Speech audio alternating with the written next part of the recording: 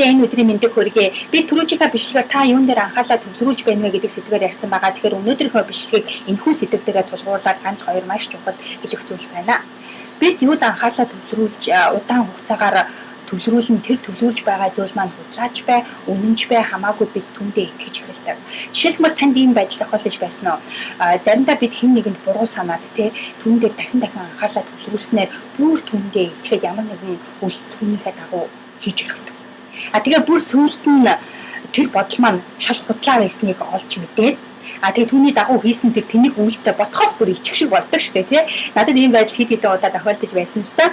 Тэгэхээр бид юун дээр анхаарлаа төвлөрүүлнэ?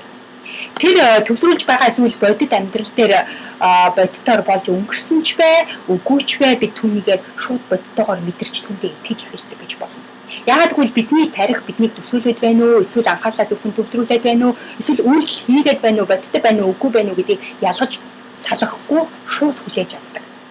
Тиймээс тухайн анхаарлаа төвлөрүүлж байгаа тэр зүйл амьдрал дээр хэдий жинхнээсээ тохиолдоогүй ч гэсэн болж өнгөрөөгүй ч гэсэн тухайн хувь хүндээ жинхэнэ болсон юм шигээр мэдрэгдэж эхэлдэг. Тиймээс анхаарлаа бид юун дээр төвлөрүүлнэ түүнийгээ бид шууд мэдэрч эхэлдэг. Тэгэхээр бидэнд янз бүрийн мэдрэмжүүд төрж байдаг. Тэгэхээр өөрт төрсэн тэр сөрөг мэдрэмжээ хэрхэн хурдан өөрчлөх вэ гэдэг тухайд өнөөдөр ярих хүслээ. Тэгэхээр хурдан өөрчлөхийн тулд нэгдүгээр анхаарлаа аль болох хурдан сарниулах хэрэгтэй. Жишээ та яг одоо айдастаа сэтгэл зовсон тийм мэдрэмж танд төрж байгаа бол түүнийг хэр хурдан өөрчлөх вэ гэвэл та хэр хурдан анхаарлаа сарниулж чадна тэр хэмжээгээр хурдан өөрчилж чадна гэсэн. Жишээлбэл та айдастаа тийм сэтгэл зовсон бодол мэдрэмжээ шууд би хэн хайртай вэ? Надад хэн хайртай вэ? Миний зорилго юу вэ?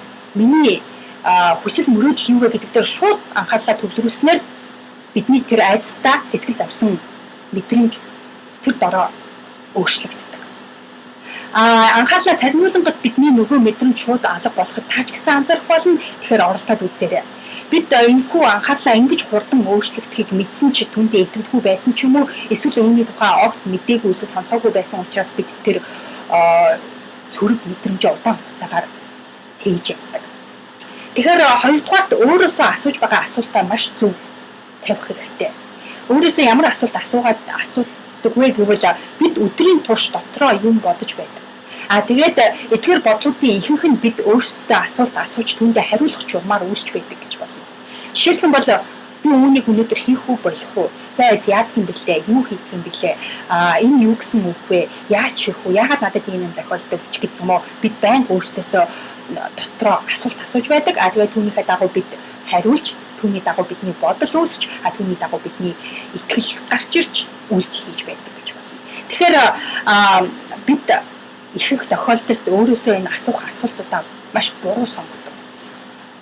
Жишээлбэл яагаад би жин хасахгүй байна вэ гэдэг асуулт асуух юм бол бид юуны хариулт ямар авах вэ? Ойлгомжтой шүү дээ. Танайхан тэр чигээр удмаараа тархан хүмүүс юм чинь жин хасахгүй байх нь ойлгомжтой ч гэдэг юм байна. Эсвэл яагаад жин хасахгүй байна гэвэл арга байхгүй шүү дээ. Чи юм тархан юм чи яаж жин хасдгийг ч гэдэг юм уу?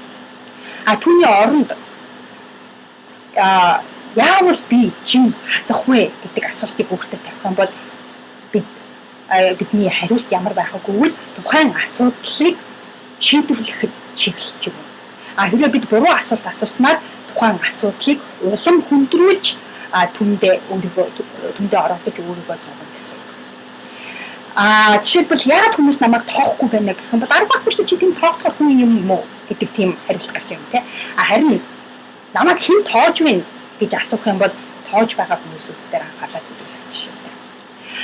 Яагаад надад ийм юм тохиолдов гэж өөрөөсөө асуухын оронд энэ ард би хэрхэн гарах вэ гэж асууж байх жишээтэй. Тиймээс бид буруу асуулт асууснаар хязгаарлагдмал хариулт гарч ирдэг. Тэгээд тэр хязгаарлагдмал хариултын дагуу бидэнд хязгаарлагдмал бодол үүсч тэр бодлоо өөртөө дахин давтаж хэлж мөн тэр бодлоо бусдад дахин ярьснаар сүүлдээ бүр түүндээ итгээд өөрийгөө тэр хязгаарлагдмал бодлынхаа дагуу өөрийгөө ховсдож өргөдөг.